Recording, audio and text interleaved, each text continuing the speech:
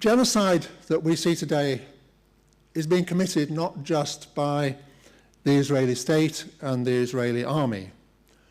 It seems to me there is a larger perpetrator block. This seems to be a useful idea to think about the perpetrators and the way they are linked together, because it isn't just these most obvious core actors. In some ways, this is what we could call a democratic genocide, carried out with the active contributions of the Israeli Jewish population in arms, of Israeli right-wing activists who have stood at the borders of Gaza and tried to block even the little bits of aid which the Israeli state has been prepared to allow through at times.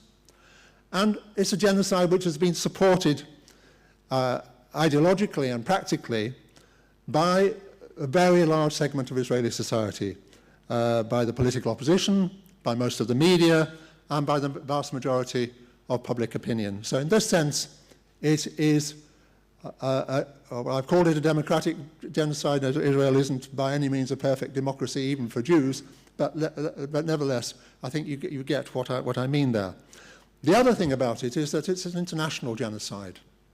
It's being carried out with the essential support of the United States, which of course now is in a direct partnership under Trump with Netanyahu to complete the genocide with the project of forcible removal of the whole population from the territory, although we don't know yet whether they will be able to achieve that or how.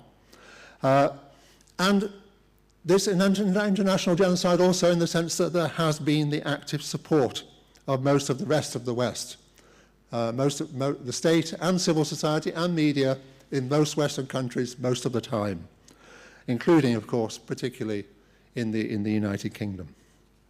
And I'll come back to this in a moment.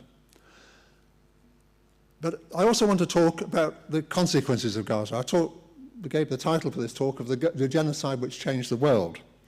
And I did that because studying genocides in general and more comparatively, I'm very well aware that unfortunately many genocides, if you think of in places like Myanmar or Sudan or Ethiopia, these do not change the world.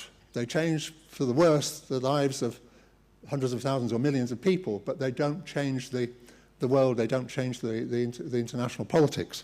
But this genocide in Gaza is changing the world and has changed the world.